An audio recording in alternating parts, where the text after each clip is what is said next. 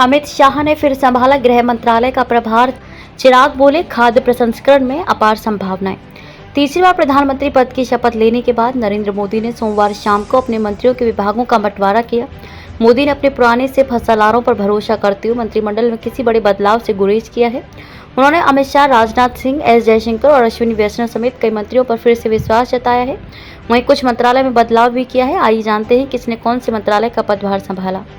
केंद्रीय मंत्री अमित शाह पर पीएम मोदी ने एक बार फिर भरोसा दिखाया। उन्हें फिर से केंद्रीय गृह मंत्री का कार्यभार सौंपा गया है। उन्होंने गृह मंत्री के रूप में कार्यभार संभाल लिया। इन मंत्रियों ने भी संभाला पदभार। किरेन रिजिजू ने संसदीय कार्य मंत्री, संजय सेठ ने रक्षा मंत्रालय में राज्य मंत्री और एल मुरुगन ने सूचना एवं प्रसारण मंत्रालय में राज्य मंत्री का कार्यभार संभाला।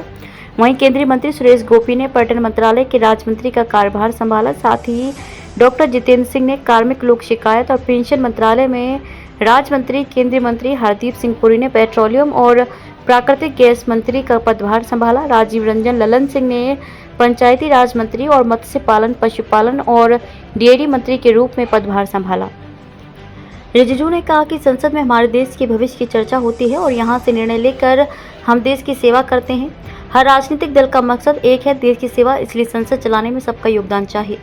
भूपेंद्र यादव को मिली फिर वही जिम्मेदारी। केंद्रीय मंत्री भूपेंद्र यादव पर पीएम मोदी ने दूसरी बार भरोसा दिखाया। उन्हें फिर से पर्यावरण, वन और जलवायु परिवर्तन मंत्रालय सौंपा गया। उन्होंने आज सुबह पर्यावरण, वन और जलवायु परिवर्तन मंत्री के रूप में कार्यभार संभाल लिया।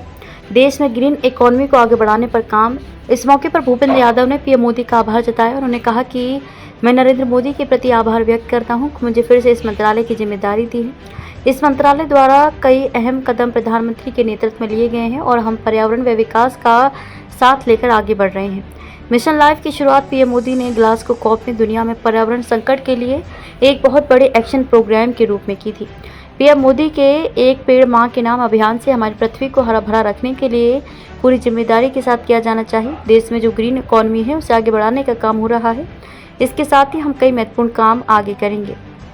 किसे मिला पर्यावरण मंत्रालय। वहीं कीर्तिवर्धन सिंह ने पर्यावरण, वन और जलवायु परिवर्तन मंत्रालय में राज्य मंत्री के रूप में कार्यभार संभाला। इसके अलावा केंद्रीय मंत्री गिरिराज सिंह ने कपड़ा मंत्रालय के रूप में पदभार संभाला। साथ ही पवित्रा मार्गरेटा ने कपड़ा मंत्रालय में राज्य मंत्री के रूप में कार्यभार संभाला। इस दौरान पूर्व कपड़ा मंत्री पीयूष गोयल भी मौजूद रहे। कपड़ा मंत्री गिरिराज सिंह ने कहा कि टेक्सटाइल ऐसा सेक्टर है जहां सबसे ज़्यादा नौकरी आती है। आज दुनिया में भी हमारा निर्यात का अच्छा शेयर है। टेक्सटाइल आने वाले दिनों में देश की आकांक्षाओं के अनुरूप आगे जाएगा। केंद्रीय मंत्री सुरेश गोपी ने पेट्रोलियम और प्राकृतिक गैस मंत्रालय के राज्य मंत्री का पदभार संभाला। इस मौके पर केंद्रीय मंत्री हरदीप सिंह पुरी भी उपस्थित रहे। इसके अलावा गोपी ने पर्यटन मंत्रालय के राज्य मंत्री का कार्यभार भी संभाला। केंद्रीय मंत्री सुरेश गोपी ने कहा कि यह मंत्रालय मेरे लिए नया है। मुझे इस मंत्रालय की उम्मीद नहीं थी, इसलिए ये एक बहुत बड़ी जिम्मेदारी है। मुझे निश्चित रूप से उन संभावनाओं पर गौर करना होगा जिस पर प्रधानमंत्री मुझसे आशा कर रहे हैं।